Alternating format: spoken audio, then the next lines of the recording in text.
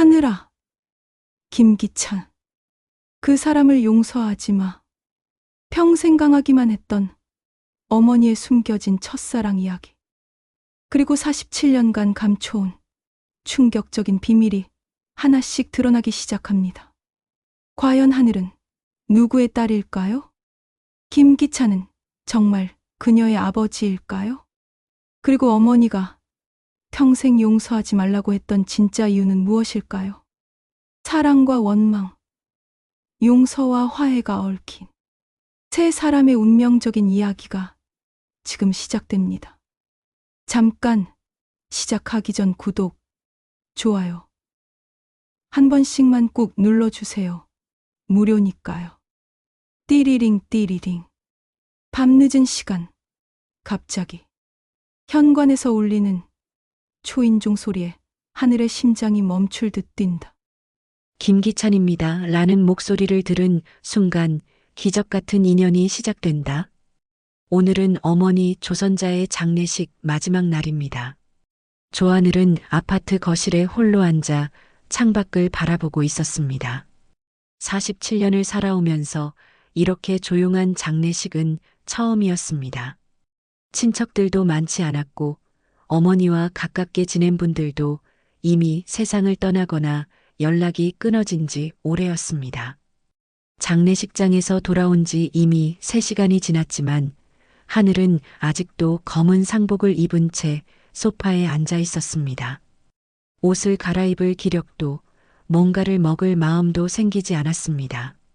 그저 창밖으로 스며드는 늦은 오후 햇살만 바라보며 시간이 흘러가는 것을 지켜보고 있었습니다. 하늘은 손에 든 식어버린 커피잔을 천천히 내려놓으며 깊은 한숨을 내쉬었습니다. 어머니와 마지막으로 진심 어린 대화를 나눈 게 언제였을까? 생각해보니 도무지 기억이 나지 않았습니다. 항상 바쁘다는 핑계로, 일이 많다는 이유로 어머니를 찾아뵙는 횟수가 점점 줄어들었습니다. 명절이나 생신 때만 의무적으로 들르는 정도였습니다. 마지막으로 엄마랑 진심으로 나눈 대화가 언제였더라. 하늘은 속으로 중얼거렸습니다. 가슴 한편이 무겁게 눌려오는 느낌이었습니다. 어머니는 평생 강한 분이셨습니다. 아버지가 하늘이 10살 때 뺑소니 사고로 세상을 떠난 후에도 홀로 하늘을 키우며 한 번도 약한 모습을 보이지 않으셨죠. 새벽부터 밤늦게까지 일하시면서도 하늘의 학비를 대주시고 대학 졸업할 때까지 뒷바라지를 해주셨습니다. 성인이 된 후에도 어머니는 하늘의 삶에 깊숙이 관여하려 하셨습니다. 결혼은 언제 할 것인지, 아이는 언제 가질 것인지, 직장은 안정적인지 끊임없이 물어보셨죠. 하늘은 그런 어머니가 답답했습니다. 자신만의 삶을 살고 싶었고 어머니의 기대와 걱정에서 벗어나고 싶었습니다. 그래서 점점 연락을 뜸하게 했고 만나는 횟수도 줄였습니다. 어머니가 전화를 걸어와도 바쁘다며 짧게 끊곤 했죠. 지금 생각해보니 그 모든 것들이 후회로 남았습니다. 어머니는 단지 외로우셨던 것일지도 모른다는 생각이 들었습니다. 그런 어머니였기에 하늘도 마음 깊은 이야기를 나누는 것이 어색했습니다. 서로 안부를 묻고 건강은 어떤지, 일은 잘 되어가는지 정도의 안전한 대화만 주고받았습니다. 어머니의 진짜 마음, 진짜 이야기는 들어본 적이 없었습니다. 딸과의 관계도 틀어진 지 오래였습니다. 하늘은 자신의 일에만 몰두하며 살아왔고 딸에게도 충분한 관심을 주지 못했습니다. 어머니가 그랬던 것처럼 하늘 역시 감정을 표현하는 것이 서툴렀습니다. 가족들과의 거리감은 점점 더 벌어져만 갔습니다. 장례식장에서 만난 딸의 차가운 시선이 아직도 가슴에 남아 있었습니다. 할머니의 장례식조차 형식적으로 치르려는 엄마를 보며 딸이 얼마나 실망했을지 짐작할 수 있었습니다. 하지만 하늘은 감정을 드러내는 법을 몰랐습니다. 아파트는 적막했습니다.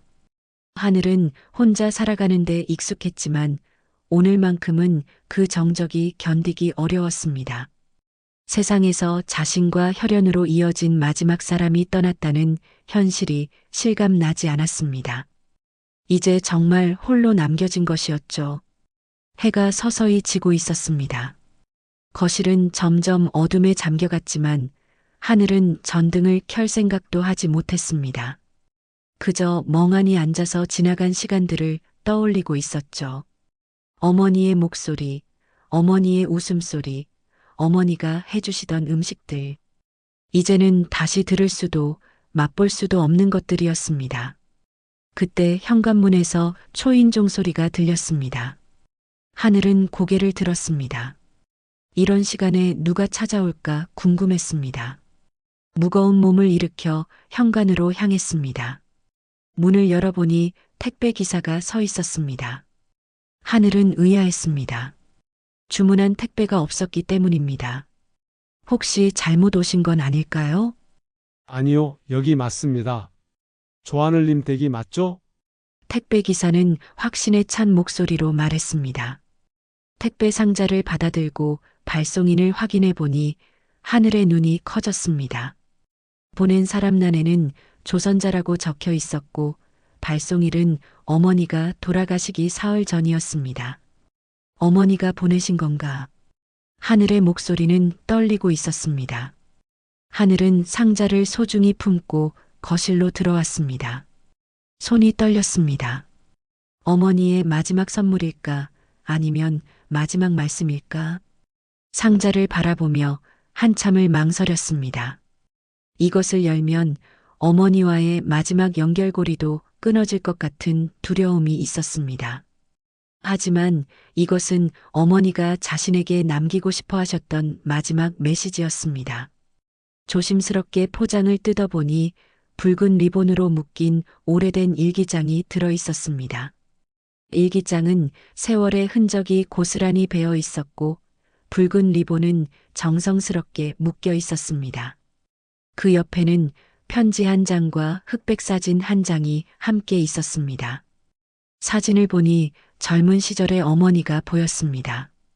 20살 즈음으로 보이는 어머니는 환하게 웃고 있었고 그 옆에는 하늘이 한 번도 본 적 없는 낯선 남자가 서 있었습니다.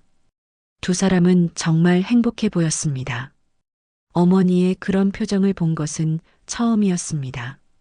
하늘이 알고 있던 강하고 무뚝뚝한 어머니가 아닌 사랑에 빠진 한 여인의 모습이 그 사진 속에 있었습니다.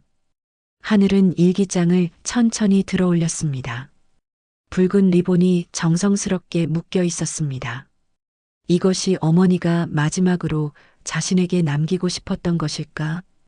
가슴이 두근거렸습니다. 어머니의 진짜 이야기를 듣게 될 것 같았습니다. 하늘은 떨리는 손으로 붉은 리본을 천천히 풀었습니다. 리본이 풀리면서 오래된 일기장이 모습을 드러냈습니다. 표지는 낡았지만 정성스럽게 보관되어 있었고 어머니의 손때가 묻어 있는 듯 했습니다. 첫 장을 펼치자 어머니의 친필로 쓰인 글씨가 나타났습니다. 하늘아, 내가 이걸 읽을 땐 나는 없겠지. 이건 내가 평생 숨겨왔던 나만의 이야기야. 김기찬, 그 사람을 용서하지 마. 하늘은 그 이름을 보는 순간 온몸에 소름이 돋았습니다. 김기찬, 그 이름은 어릴 적 기억 속 어딘가에 묻혀있던 이름이었습니다. 아주 어릴 때 어머니가 전화를 받으며 크게 소리치던 기억이 떠올랐습니다.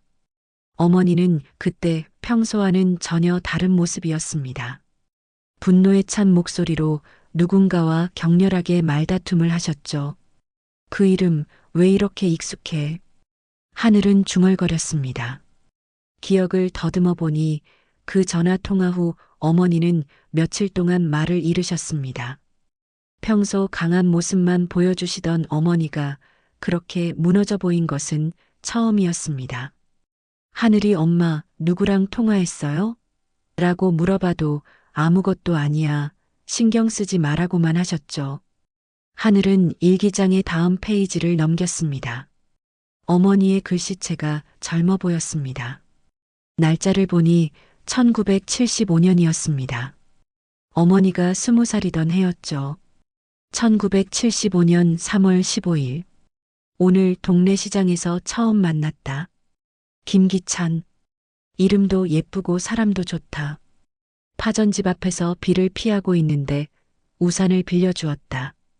고등학교 3학년인 나에게 대학생 오빠는 너무 멋있어 보였다.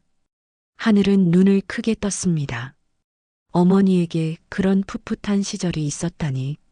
평생 강하고 현실적이기만 했던 어머니가 한때는 누군가를 좋아해서 설레던 소녀였다는 사실이 믿기지 않았습니다. 일기는 계속 이어졌습니다. 3월 22일. 기찬 오빠가 다시 시장에 왔다.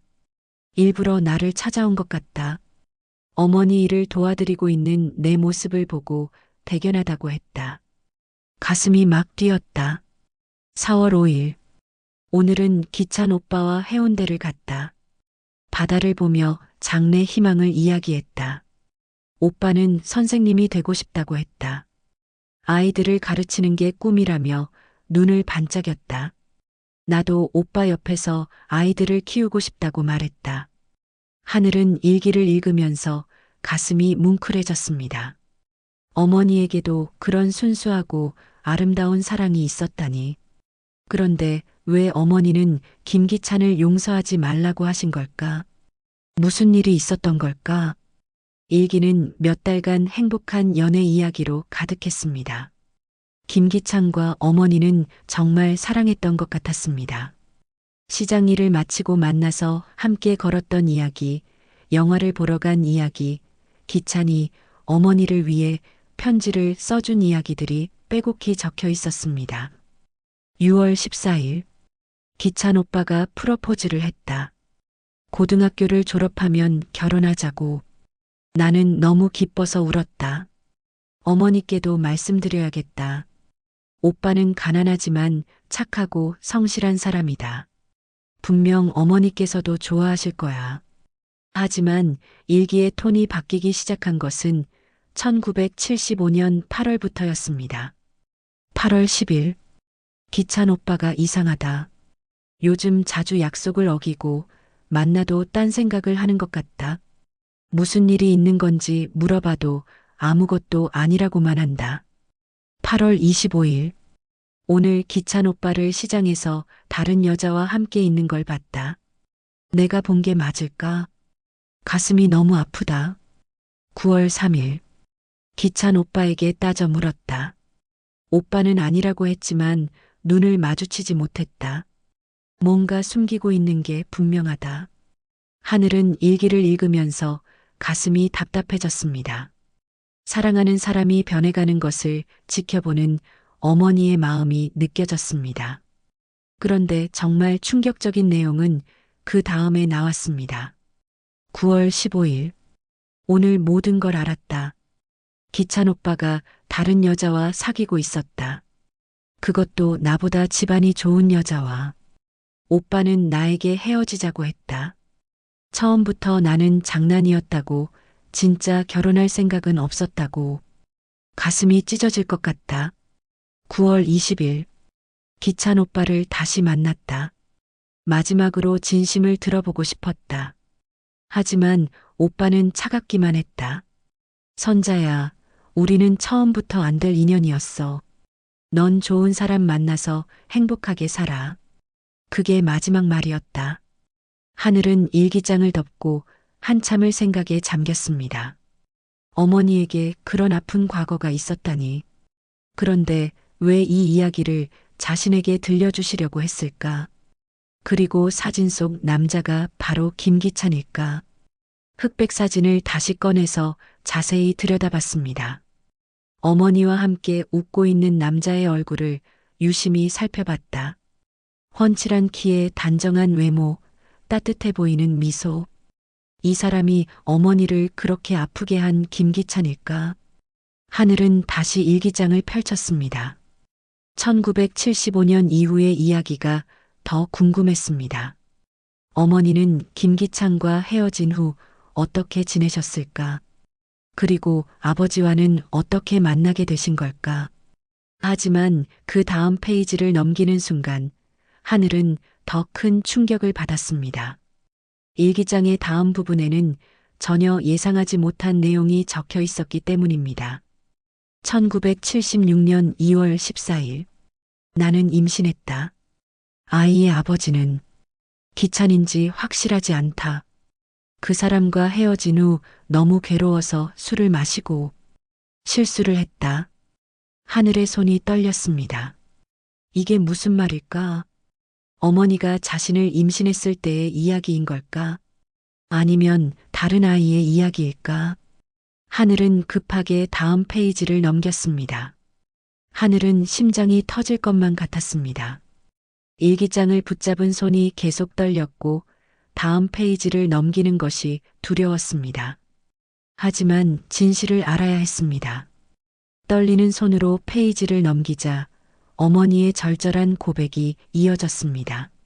1976년 3월 1일. 아이를 낳기로 결심했다. 누구의 아이든 상관없다. 이 아이는 내가 키울 것이다.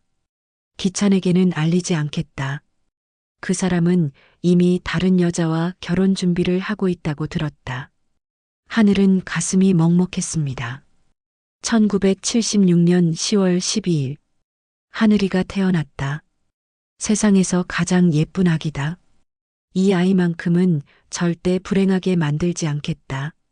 몇 페이지를 더 넘기자 충격적인 내용이 나타났습니다. 1983년 6월 20일. 하늘이 아버지로 알고 있는 박철수 씨와 결혼했다. 좋은 사람이다. 하늘이를 친딸처럼 예뻐해준다. 하늘은 놀랐습니다. 자신이 알고 있던 아버지는 친아버지가 아니었던 것입니다.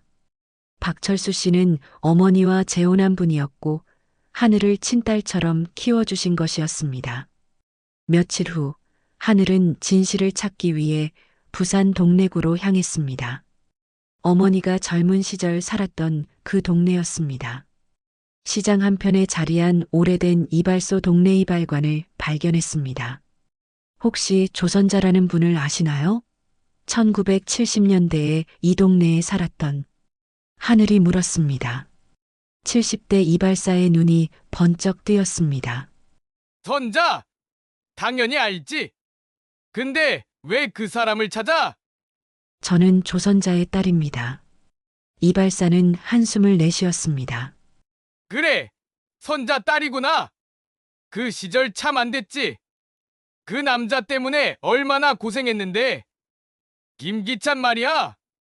그분에 대해 더 자세히 알 수 있을까요? 처음엔 선자를 정말 좋아하는 것 같았는데 나중에 알고 보니 딴 여자가 있더라고. 그런데 말이야. 이발사가 목소리를 낮췄습니다. 그 남자가 떠난 후에 선자가 아이를 가졌지. 그 남자 아이인지 다른 사람 아이인지 본인도 확실히 모르는 것 같더라고. 하늘의 가슴이 철렁했습니다. 그 남자가 어떻게 된 건지 아세요? 1980년대 초반에 갑자기 나타났어. 선자를 찾아다니더라고. 근데 그때는 이미 선자가 재혼한 후였지. 그 남자가 와서 선자 어디 갔냐고 물어보길래 결혼해서 잘 살고 있다고 했지. 그랬더니 하얗게 질려서는 그냥 돌아가더라고. 하늘은 시장 끝자락에 있는 동네 제일교회를 찾아갔습니다. 60대 권사님이 반갑게 맞아주었습니다. 조선자요? 아, 그분 알죠? 예전에 이 교회에 다니셨어요. 정말 믿음이 좋으셨는데 돌아가셨다고요? 권사님은 안타까운 표정을 지으며 말했습니다. 그분 참 고생 많이 하셨어요. 그 남자 때문에 많이 힘들어 하셨죠. 김기찬이라고. 그때 권사님이 갑자기 뭔가 생각난 듯 말했다. 그런데 선자님이 예전에 뭔가를 맡기고 간 게 있었는데 권사님은 교회 뒤편으로 가더니 봉투 하나를 들고 왔다. 이걸 맡기면서 혹시 김기찬이라는 사람이 찾아오면 전해달라고 하셨어요. 하지만 그 사람은 한 번도 오지 않았죠. 하늘은 떨리는 손으로 봉투를 받았다. 봉투에는 김기찬에게라고 적혀 있었고 어머니의 글씨체였다. 하늘이는 떨리는 손으로 얼른 편지 봉투를 열었다. 기찬아, 나는 너를 미워하지 않는다. 다만 이해할 수 없을 뿐이다. 우리가 함께 꿈꾸었던 모든 것들이 거짓이었나? 그리고 우리 하늘이 당신 아이야. 하늘은 편지를 읽는 순간 온몸에 전율이 흘렀습니다. 자신이 김기찬의 딸이라는 어머니의 확신에 찬 고백이었습니다. 하지만 일기장에서는 확실하지 않다고 했는데 이 편지에서는 분명히 말하고 있었습니다. 권사님이 조용히 말했습니다. 선자님이 그 편지를 맡기실 때 말씀하시길 언젠가는 진실을 말해야 할 때가 올 거라고 하셨어요. 그런데 그 사람은 끝까지 오지 않았죠. 하늘은 교회를 나와 혼란스러운 마음으로 시장 골목을 걸었습니다. 어머니가 젊은 시절 뛰어다녔을 그 골목길을 걸으며 상상해 봤습니다. 20살의 어머니가 김기찬을 만나 설레던 모습, 그리고 배신당한 후 상처받던 모습까지. 그런데 정말로 자신이 김기찬의 딸일까? 어머니는 왜 일기장에서는 확실하지 않다고 하시면서 편지에서는 확신에 차게 말씀하신 걸까? 무엇이 진실이고 무엇이 거짓일까? 하늘은 시장 구석에 있는 작은 벤치에 앉아 생각에 잠겼습니다. 지금까지 알고 있던 자신의 정체성이 모두 흔들리고 있었습니다. 친아버지라고 믿었던 박철수 씨는 양아버지였고 진짜 아버지는 김기찬일 수도 있었습니다. 그런데 그 김기찬은 지금 어디에 있을까? 아직 살아있을까? 만약 살아있다면 자신의 존재를 알고 있을까? 하늘의 머릿속에는 수많은 의문이 꼬리에 꼬리를 물고 이어졌습니다. 어머니가 평생 숨겨왔던 비밀이 하나씩 드러나고 있었지만 오히려 더 많은 수수께끼가 생겨났습니다.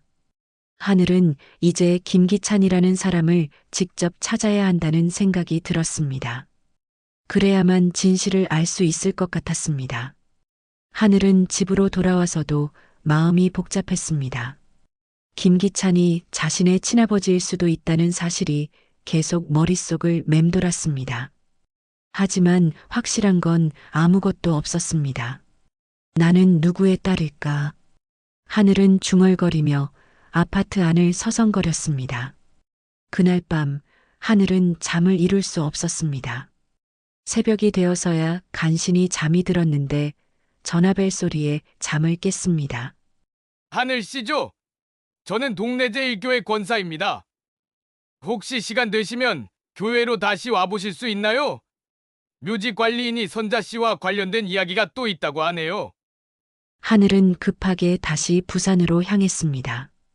교회에 도착하니 70대 묘지 관리인이 기다리고 있었습니다. 선자 씨 딸이시군요. 그는 주머니에서 낡은 봉투를 꺼냈습니다. 이건 선자 씨가 3년 전에 저에게 맡긴 겁니다. 김기찬이라는 사람이 찾아오면 전해달라고 하면서요. 하늘은 떨리는 손으로 편지를 펼쳤습니다. 기찬아, 나는 이제 얼마 남지 않았다. 하늘이는 정말 내 딸이 맞다. 그때 내가 확신할 수 없다고 했던 건 거짓말이었어. 하늘의 가슴이 뛰었습니다. 하지만 편지는 계속 이어졌습니다. 기찬아, 내가 떠난 후 나는 다른 남자와도 관계를 가졌어. 너무 괴로워서. 그래서 하늘이가 누구 아이인지 확실하지 않다고 생각했지. 하지만 하늘이가 자라면서 너를 점점 더 닮아갔어. 하늘은 혼란스러웠습니다. 이 편지에서도 어머니는 확실하지 않다고 하고 있었습니다. 집으로 돌아온 하늘은 어머니의 유품을 다시 살펴봤습니다. 서랍 깊숙한 곳에서 작은 상자를 발견했는데 그 안에는 충격적인 것들이 들어 있었습니다. 박철수 씨가 하늘을 입양한다는 1983년 서류였습니다. 하늘은 정말로 양녀였던 것입니다. 그런데 상자 맨 아래에서 더욱 놀라운 것을 발견했습니다. 어머니가 녹화한 비디오 테이프였습니다. 하늘이에게라고 적혀 있었습니다. 하늘은 급하게 비디오 플레이어를 찾아 테이프를 재생했습니다. 화면에 야윈 어머니의 모습이 나타났습니다. 하늘아, 이 영상을 보고 있다면 나는 이미 없을 거야. 너에게 평생 숨겨왔던 이야기를 해야겠다. 어머니의 목소리는 떨리고 있었습니다. 내 아버지, 김기찬에 대해서 말이야. 내가 너를 임신했을 때 정말 누구 아이인지 확신할 수 없었어. 기찬이와 헤어진 후 너무 괴로워서 다른 사람과도 만났거든. 하늘은 숨을 멈추고 화면을 바라봤습니다. 그런데 하늘아, 내가 자라면서 기찬이를 너무 많이 닮았어. 웃는 모습, 성격, 심지어 습관까지. 나는 점점 확신하게 됐지. 너는 기찬이의 딸이라고. 어머니는 잠시 말을 멈췄다가 계속했습니다. 하지만 기찬이는 이미 다른 여자와 결혼했고 나는 너에게 아버지가 필요했어. 그래서 철수 아저씨와 결혼했지. 하늘의 눈에서 눈물이 흘렀습니다. 하늘아, 내가 왜 기찬이를 용서하지 말라고 했는지 알겠니? 그건 내가 그를 너무 사랑했기 때문이야. 사랑한 만큼 아팠고 그래서 원망하게 됐어. 어머니의 목소리가 더욱 떨렸습니다. 하지만 이제는 그 원망도 내려놓고 싶다. 만약 기찬이가 너를 찾아온다면 그때는 내가 판단해. 나는 더 이상 그 사람을 막지 않을게. 영상 속 어머니는 마지막으로 말했습니다. 그리고 하늘아, 기억해. 내가 누구의 딸이든 너는 나의 전부였단다. 사랑해, 내 딸. 영상이 끝나자 하늘은 한참을 울었습니다. 어머니가 평생 혼자 짊어지고 살아온 비밀의 무게가 이제야 이해되었습니다. 김기찬을 사랑했지만 상처받았고 원망했지만 결국 용서하고 싶어 했던 복잡한 마음이 전해져 왔습니다. 하늘은 비디오 테이프를 끄고 깊은 생각에 잠겼습니다. 어머니의 마지막 당부대로 이제는 자신이 직접 판단해야 했습니다. 김기찬을 만나야 할까? 아니면 그냥 모른 척하고 살아야 할까? 그런데 그 순간 현관에서 초인종 소리가 울렸습니다. 하늘은 고개를 들었습니다. 밤 10시가 넘은 시간이었습니다. 이런 늦은 시간에 누가 찾아올까? 하늘은 조심스럽게 인터폰을 눌렀습니다. 누구세요? 조하늘 씨 맞죠? 낡은 목소리가 들렸습니다. 김기찬입니다. 선자 아니, 하늘 어머니의 장례 소식을 듣고 찾아왔습니다. 하늘은 온몸에 소름이 돋았습니다.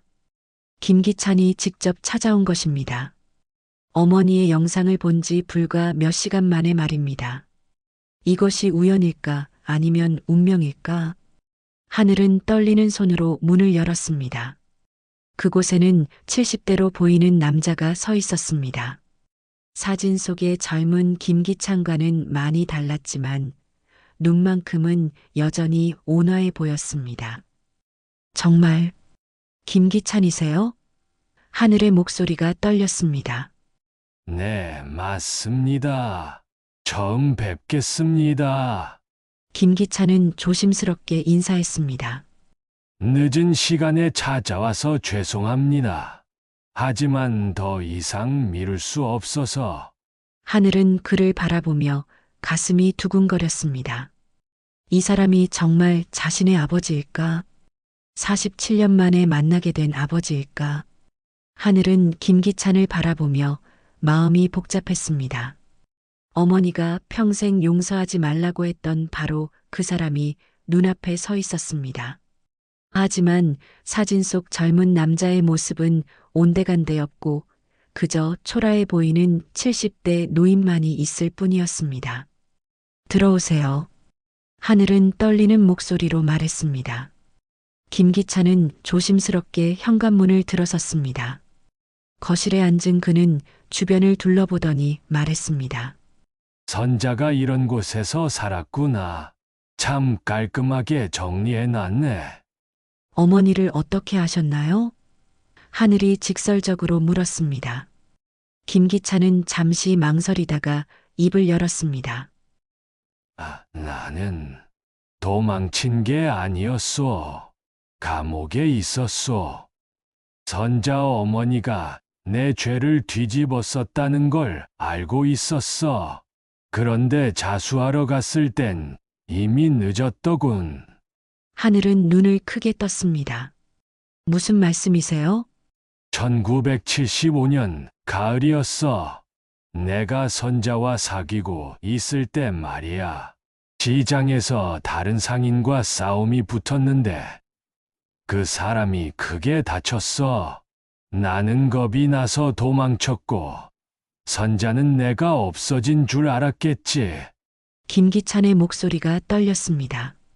그런데 며칠 후에 알고 보니 선자가 경찰서에 가서 자기가 그 사람을 밀쳤다고 거짓 증언을 했더라고. 나를 보호하려고 말이야. 하늘은 충격을 받았습니다. 어머니가 김기찬을 위해 그런 일을 하셨다니. 그래서 어머니가 어떻게 되신 건가요? 다행히 큰 처벌은 받지 않았어. 하지만 나는 그 사실을 나중에 알고 너무 미안했지. 그래서 자수하려고 했는데 이미 선자는 다른 곳으로 이사를 간 후였어.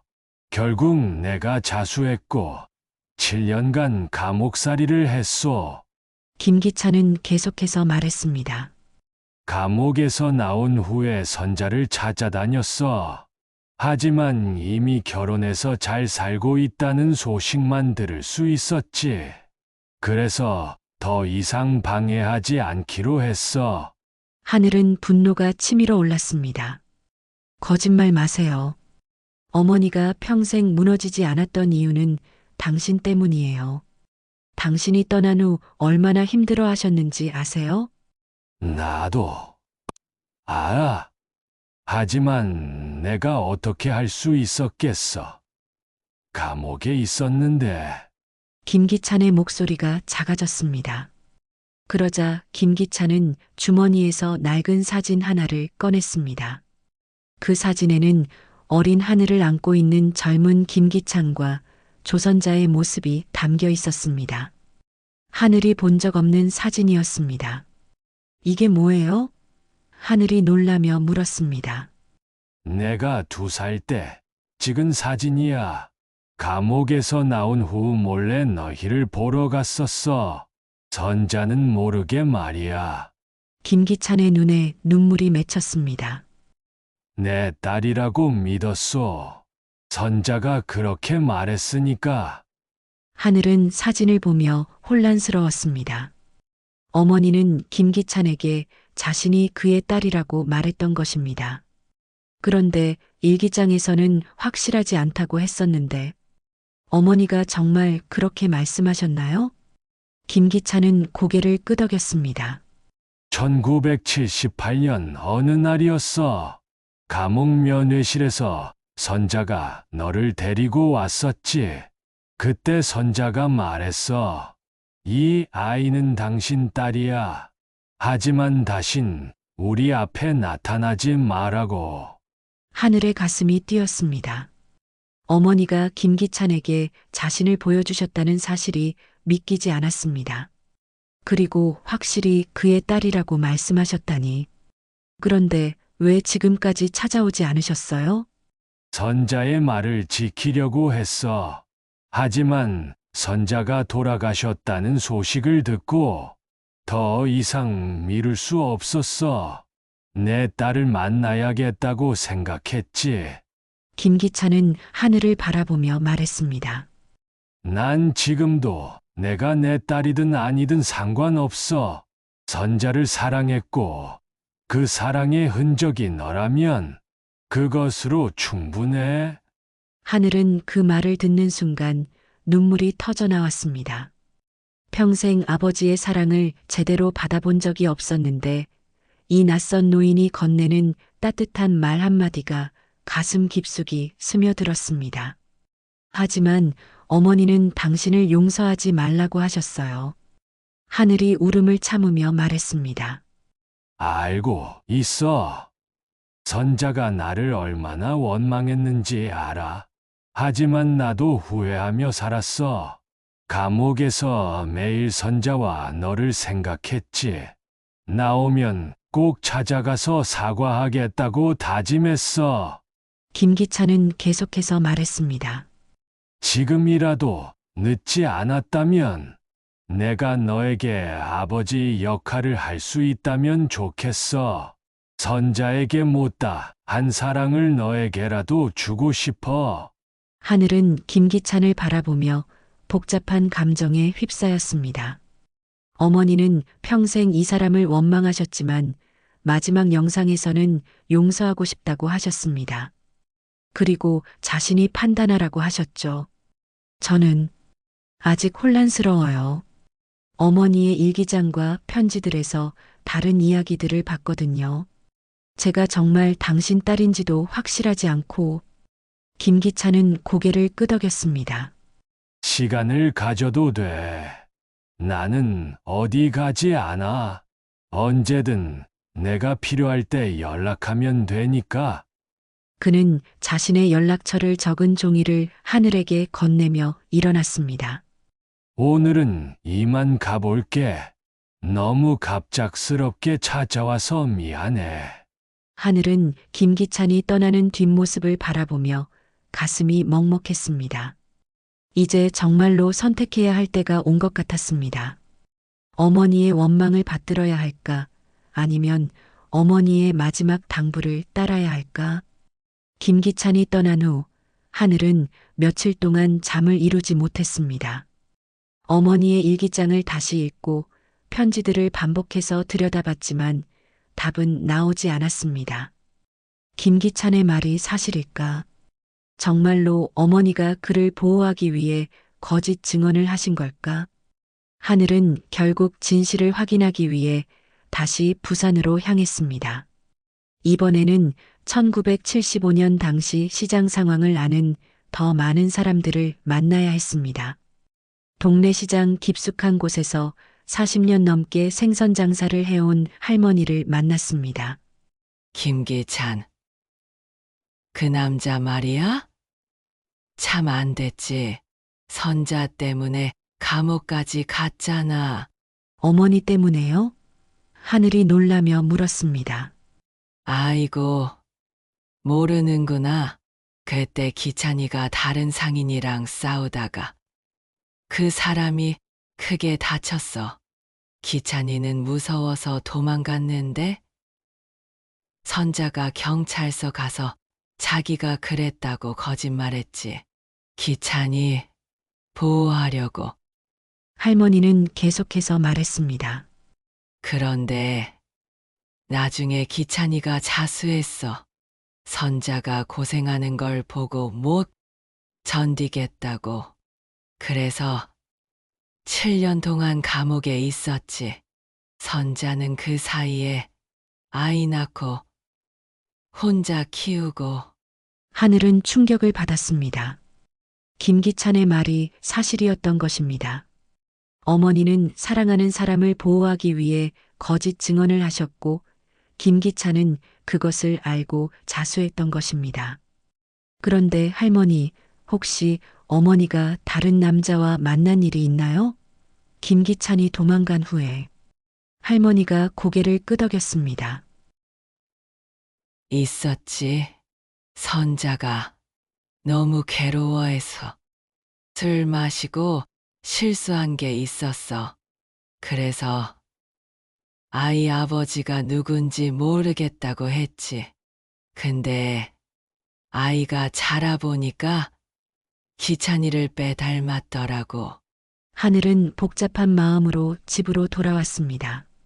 진실이 조금씩 드러나고 있었지만 여전히 자신의 정체성에 대한 확신은 서지 않았습니다. 며칠 후 하늘은 김기찬에게 연락했습니다. 만나서 이야기하고 싶어요. 그들은 한강공원에서 만났습니다. 김기찬은 하늘이 연락했다는 사실만으로도 기뻐하는 것 같았습니다. 시장에서 확인했어요. 어머니가 정말 당신을 보호하기 위해 거짓 증언을 하셨다고 하더군요. 하늘이 조용히 말했습니다. 김기찬의 눈에 눈물이 맺혔습니다. 선자는 참 바보였어. 나 같은 놈을 위해서 그런 일을 하다니. 그런데 정말 저를 딸이라고 생각하세요? 김기찬은 하늘을 바라보며 말했습니다. 처음 봤을 때부터 느꼈어. 내 눈, 내 웃는 모습. 어릴 때 내 모습과 똑같더라고. 그리고 선자가 분명히 말했어. 내가 내 딸이라고. 하늘은 가슴이 뭉클했습니다. 하지만 어머니는 확실하지 않다고 하셨어요. 다른 남자와도. 알고 있어. 하지만 그게 중요할까? 혈연이 전부는 아니야. 나는 너를 내 딸로 생각하고 싶어. 선자가 사랑했던 딸로. 그때 김기찬이 갑자기 가방에서 두꺼운 봉투를 꺼냈습니다. 이건 내가 감옥에 있을 때부터 모은 거야. 언젠가 너를 만나면 주려고 했어. 봉투 안에는 하늘의 어릴 때 사진들이 가득 들어 있었습니다. 어머니가 보내준 것도 있고 멀리서 몰래 찍은 것도 있었습니다. 초등학교 입학식, 중학교 졸업식, 대학교 졸업식까지. 당신이 찍으신 건가요? 하늘이 놀라며 물었습니다. 감옥에서 나온 후부터는 가끔 멀리서 지켜봤어. 전자와의 약속 때문에 가까이 갈 수는 없었지만 내 딸이 어떻게 자라는지 보고 싶었거든. 하늘은 사진들을 보며 울음이 터져 나왔습니다. 자신이 모르는 사이에 누군가가 자신을 지켜보고 있었다는 사실이 감동적이었습니다. 어머니가 돌아가실 때도 계셨나요? 김기찬은 고개를 끄덕였습니다. 장례식장 밖에서 지켜봤어. 들어갈 수는 없었지만 선자에게 마지막 인사는 하고 싶었거든. 하늘은 김기찬을 바라보며 마음이 복잡했습니다. 이 사람은 정말로 자신을 사랑하고 있었습니다. 혈연 관계가 확실하지 않음에도 불구하고 말입니다. 저는 아직도 혼란스러워요. 어머니는 평생 당신을 원망하셨는데. 나도 알아? 하지만 선자가 나를 원망한 건 사랑했기 때문이야. 사랑하지 않았다면 원망할 이유도 없었겠지. 김기찬은 조용히 말했습니다. 나는 선자에게 용서를 구하러 온 게 아니야. 그냥 내 딸을 사랑하고 싶을 뿐이야. 47년 동안 못다 한 아버지 사랑을 주고 싶어. 하늘은 그 말을 듣는 순간 가슴이 뜨거워졌습니다. 평생 아버지 없이 살아온 자신에게 누군가가 아버지가 되고 싶다고 말하는 것이었습니다. 시간을 주세요. 저도 어머니의 마지막 말씀을 다시 생각해 봐야 해요. 김기찬은 미소를 지었습니다. 얼마든지 기다릴게. 나에게는 시간이 많아. 그들이 헤어진 후 하늘은 어머니의 일기장을 마지막으로 한 번 더 읽어봤습니다. 그러다가 일기장 맨 뒷페이지에서 어머니가 마지막으로 적어놓은 글을 발견했습니다. 하늘아, 엄마는 평생 기찬이를 원망하며 살았다. 하지만 그 원망 속에도 사랑이 있었다는 걸 이제야 깨달았다. 내가 이 글을 읽을 때쯤이면 엄마는 없겠지만 부디 엄마보다는 현명한 선택을 하길 바란다. 하늘은 어머니의 마지막 메시지를 읽으며 눈물을 흘렸습니다. 어머니도 결국에는 김기찬을 용서하고 싶어 하셨던 것 같았습니다. 하늘은 어머니의 마지막 메시지를 읽은 후 며칠 동안 깊은 고민에 빠졌습니다. 어머니가 평생 원망하며 살았지만 결국에는 용서하고 싶어 하셨다는 것을 알 수 있었습니다. 그리고 자신보다 현명한 선택을 하라는 당부도 마음 깊이 새겨졌습니다. 일주일 후 하늘은 김기찬에게 다시 연락했습니다. 만나서 어머니의 마지막 이야기를 들려드리고 싶어요. 이번에는 어머니가 자주 가셨던 근처 공원에서 만났습니다. 김기찬은 하늘이 들고 온 일기장을 보며 눈을 크게 떴습니다. 이게 선자의 일기장이구나. 네, 어머니가 마지막으로 남겨주신 거예요. 하늘은 일기장 뒷페이지를 펼쳐 보였습니다. 여기 어머니의 마지막 말씀이 있어요. 김기찬은 떨리는 손으로 글을 읽었습니다. 평생 기찬이를 원망하며 살았다. 하지만 그 원망 속에도 사랑이 있었다는 걸 이제야 깨달았다. 그의 눈에서 눈물이 흘러내렸습니다. 선자가 나를 용서해 주는 건가? 하늘은 고개를 끄덕였습니다. 어머니는 마지막에 비디오 테이프도 남기셨어요. 그 안에서 당신에 대한 원망을 내려놓고 싶다고 하셨어요. 김기찬은 한참을 울었습니다. 47년 동안 짊어지고 살아온 죄책감과 그리움이 한꺼번에 터져 나왔습니다. 나는 선자에게 정말 미안했어. 평생 후회하며 살았어. 하늘은 김기찬의 어깨에 손을 올렸습니다. 어머니도 아셨을 거예요. 당신이 얼마나 후회하며 사셨는지. 그때 김기찬이 조용히 말했습니다. 하늘아, 나는 이제 너무 늙었어. 앞으로 얼마나 더 살 수 있을지도 모르겠고, 하지만 남은 시간 동안은 너에게 진짜 아버지가 되고 싶어. 하늘은 그 말을 듣는 순간 가슴이 뜨거워졌습니다. 저도 아버지가 있다는 게 어떤 건지 알고 싶어요. 평생 궁금했거든요. 김기찬의 얼굴에 환한 미소가 퍼졌습니다. 정말이야. 나를 아버지라고 불러줄 거야. 혈연 관계가 확실하지 않더라도 상관없어요. 어머니를 사랑하셨고 저를 사랑해 주신다면 그것만으로도 충분해요. 김기찬은 하늘을 꼭 안아주었습니다. 47년 만에 처음으로 딸을 품에 안은 순간이었습니다. 하늘도 처음으로 아버지의 품을 느끼며 눈물을 흘렸습니다. 아버지, 하늘이 작은 목소리로 불렀습니다. 내 딸. 김기찬도 울먹이며 대답했습니다. 그들은 한참을 그렇게 안고 있었습니다. 시간이 멈춘 것 같았습니다. 47년의 세월이 한순간에 사라지는 것 같았습니다. 며칠 후, 하늘은 김기찬과 함께 어머니의 묘소를 찾았습니다. 김기찬은 어머니의 묘비 앞에서 무릎을 꿇고 오랫동안 말없이 있었습니다. 선자야, 나왔어. 늦었지만. 미안해. 김기찬의 목소리가 떨렸습니다. 내가 나를 용서해 준다니. 고마워. 이제 하늘이를 잘 지켜볼게. 약속해. 하늘도 어머니 묘비 앞에 무릎을 꿇었습니다. 엄마, 저 이제 아버지를 만났어요. 엄마가 사랑했던 그 사람이요. 엄마 말씀대로 현명한 선택을 했는지는 모르겠지만 후회하지 않을 거예요. 김기찬은 주머니에서 오래된 편지 하나를 꺼냈습니다. 이건 내가 감옥에서 선자에게 쓴 편지야. 보낼 수 없었던 미안하다는 말이 가득한 편지. 그는 편지를 어머니 묘 앞에 놓고 말했습니다. 이제라도 전해줄게. 47년 늦었지만. 하늘은 어머니가 김기찬에게 전하지 못했던 편지들도 함께 놓았습니다.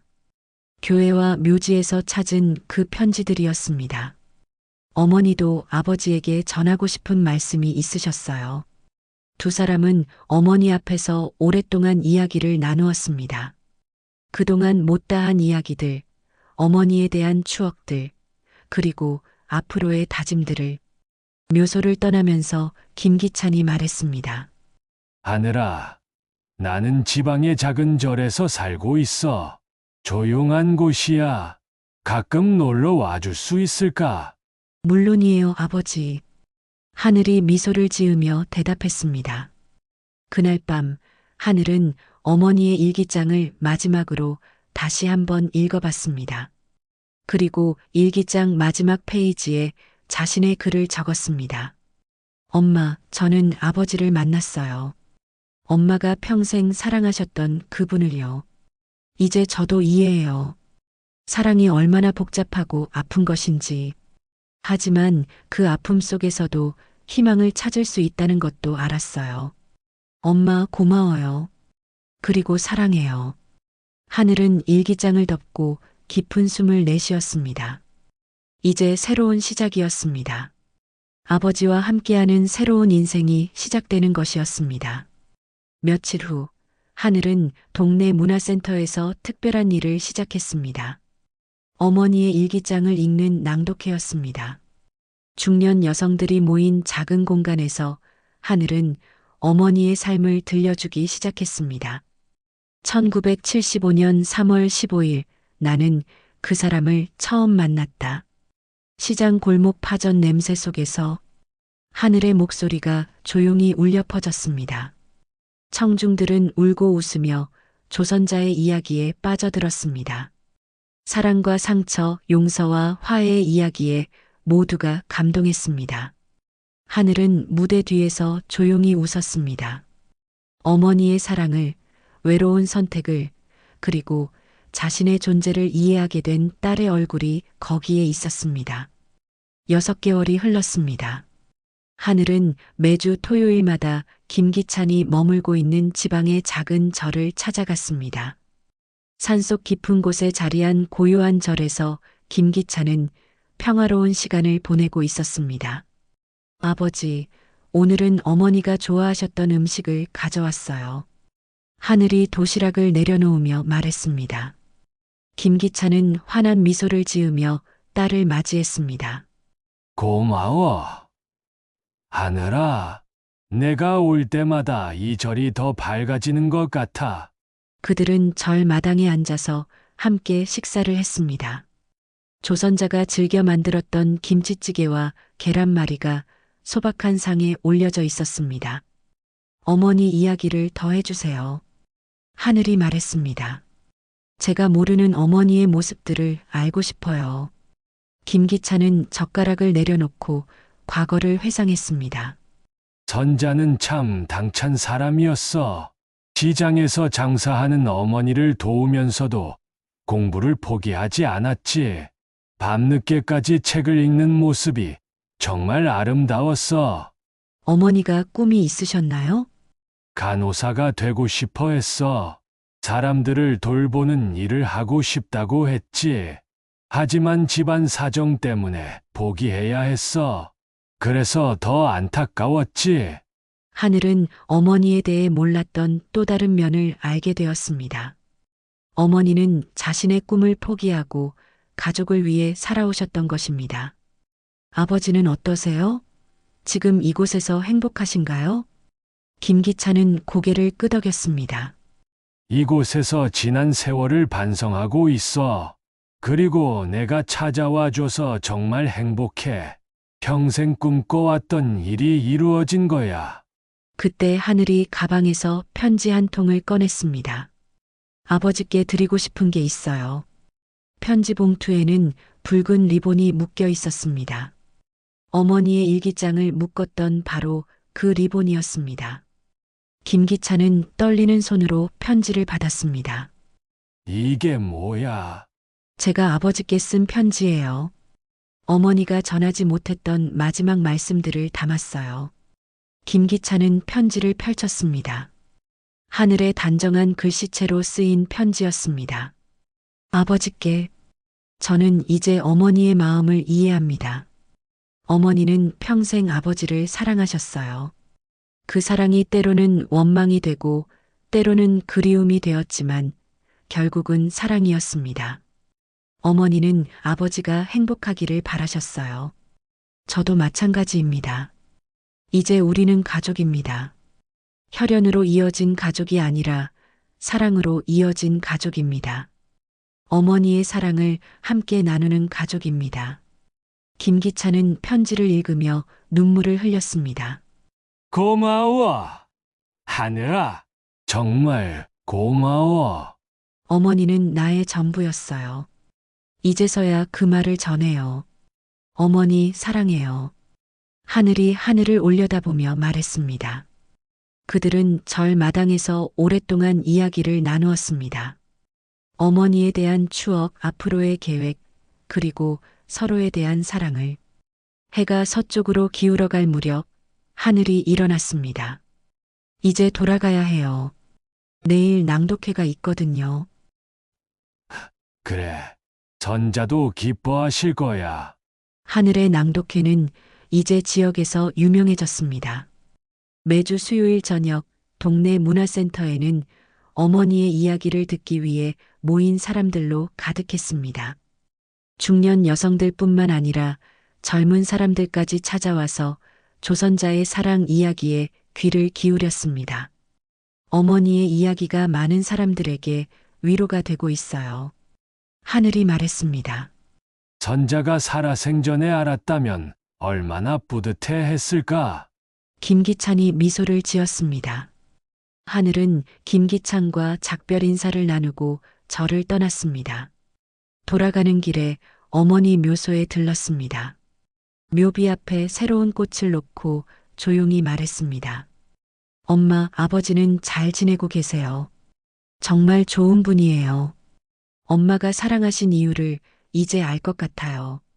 그리고 엄마의 이야기를 더 많은 사람들에게 들려드리고 있어요. 엄마의 사랑이 세상에 전해지고 있어요. 집으로 돌아온 하늘은 다음 날 낭독회 준비를 했습니다. 이번에는 어머니와 김기찬의 재회에 대한 이야기를 들려줄 예정이었습니다. 사랑과 용서, 그리고 화해에 대한 이야기였습니다. 다음 날 저녁 문화센터는 사람들로 가득했습니다. 하늘은 무대에 서서 마이크를 잡았습니다. 오늘은 특별한 이야기를 들려드리려고 합니다. 47년 만에 이루어진 아버지와 딸의 만남, 그리고 어머니의 마지막 선물에 대한 이야기입니다. 청중들은 숨을 죽이고 하늘의 이야기에 귀를 기울였습니다. 하늘은 조용하고 따뜻한 목소리로 어머니의 마지막 메시지를 전했습니다. 어머니는 말씀하셨습니다. 하늘아, 엄마보다 현명한 선택을 하길 바란다고. 저는 원망보다는 용서를, 미움보다는 사랑을 선택했습니다. 그것이 어머니가 바라신 현명한 선택이었다고 생각합니다. 청중석에서 여기저기 흐느끼는 소리가 들렸습니다. 많은 사람들이 자신의 이야기와 겹쳐보며 감동했습니다. 낭독회가 끝난 후 한 중년 여성이 하늘에게 다가왔습니다. 선생님, 저도 용서하지 못하고 살아온 사람이 있어요. 오늘 이야기를 듣고 용기가 생겼어요. 하늘은 미소를 지었습니다. 늦지 않았어요. 사랑은 언제나 가능해요. 집으로 돌아온 하늘은 어머니의 일기장을 마지막 페이지에 새로운 글을 적었습니다.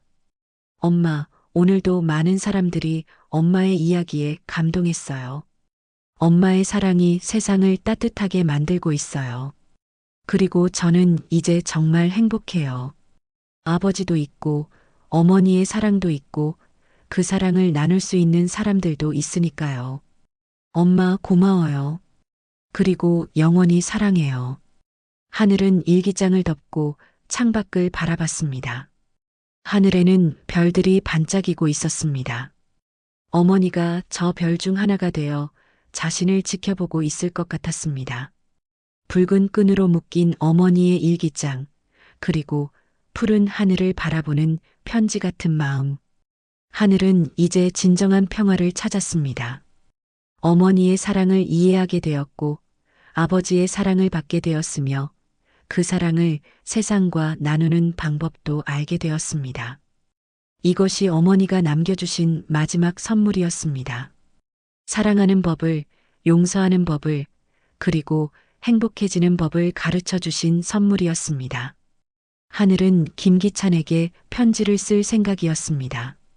붉은 리본으로 묶어서 말입니다. 그리고 어머니의 이야기를 더 많은 사람들에게 들려줄 생각이었습니다.